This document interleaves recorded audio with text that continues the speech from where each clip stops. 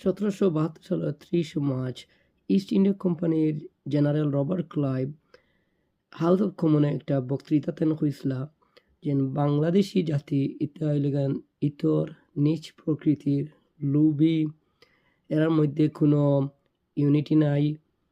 এরা যে কোনো ছোট্ট একটা ব্যক্তিগত স্বার্থর লাগে তারা আস্থা জাতির লগে তারা বেইমানিও করতে পারবো।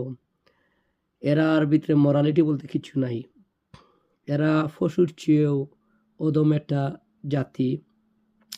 এরারে গোলাম বানাইতে আমার বড় সৈন্য লাগতো নাই।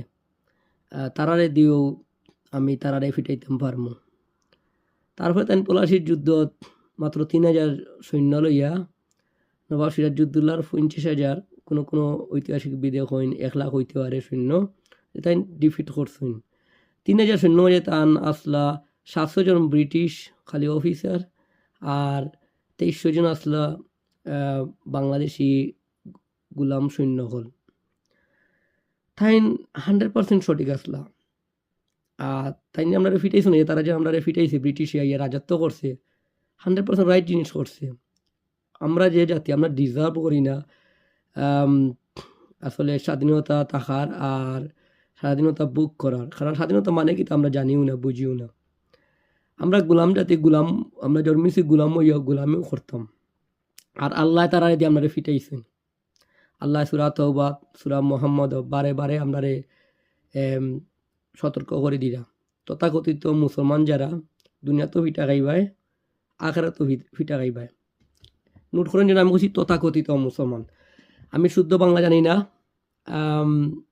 অত আমি শুদ্ধ বাংলায় কথা কোয়ার চেষ্টা করলাম না। আমি সিলেটও জন্মেছি, খালি সিলেটি ভাষাও জানি। আমার শিক্ষা দীক্ষা অত বেশি নাই, একাডেমিক শিক্ষা দীক্ষা অত বেশি নাই। কিন্তু আমি মুসলমান করে জন্মিলেও আমি কোনদিন ইসলাম ধর্ম বিশ্বাস করছি না যতদিন না পর্যন্ত আমি কোরআনরে ইংলিশে আস্থা কোরআন না পড়া পর্যন্ত। ইংল্যান্ড আওয়ার পরে আমি ইংলিশে আস্থা কোরআন পড়ছি।